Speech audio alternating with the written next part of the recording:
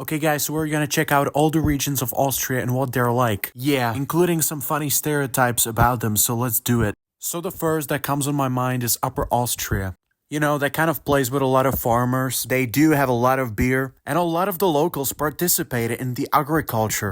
They usually own their own tractors and those kind of machines. A lot of hardworking people in the villages, and that's pretty much about it. And they also love their dumplings, known as the knädel. In general, very traditional and conservative. Let's move on to another region. So here we have the Lower Austria. So this place is also known for its agriculture. There's not much mountains, and it's known for its tradition in vineyards. They produce a lot of wine here.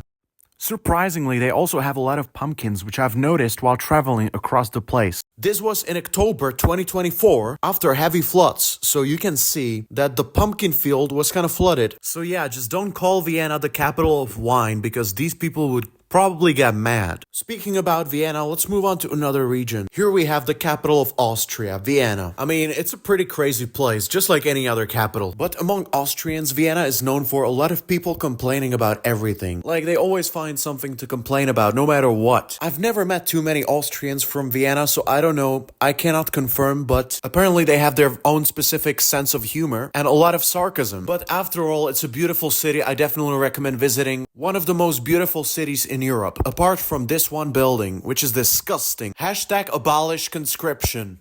Okay, another region, we got Burgenland. It's just another region with a lot of vineyards and stuff like this. It's pretty chill, you know? It's pretty chilled out, relaxed, and that kind of vibe, you know? It has a pretty close proximity to Hungary, so, you know, you kind of like eastwards, Eastern European vibe. They say that the people there are slow-paced and kind of relaxed, so you kind of get the idea. And yeah, they're kind of proud of their wine production, so that's about it, I guess. Another region that we have is Steiermark. The kind of place with a lot of mountains, hills, and a lot of forests. It's pretty similar to Burgenland in many ways, but it's still different and it still has its own heritage. And the people from there just love their mountains and their forests and their nature. They will argue like which mountain is the friendliest or whatever, stuff like this. While the local teenagers have obsession with motorbikes. Almost everybody aged from 15 to 18 has a motorbike. Or if not a motorbike, they probably have a horse, because there's a lot of horses. So that's kind of what you would expect from a mountainous rural region. Okay, now moving next to, we have the Tyrol. This one is the classic alpine region with very tall mountains. There are so many skiing resorts and it's all about skiing. So many of the ski accident mountain dwellers out here who claim that any elevation under 1,000 meters is not a real mountain. They're like the tough guys in the mountains who can survive all these tough climate conditions, you know? So they often make fun of the city folks for not being able to handle it, while they're used to that snow, blizzards, and unexpected weather. And I almost forget about their local phenomenon, the so-called yodeling.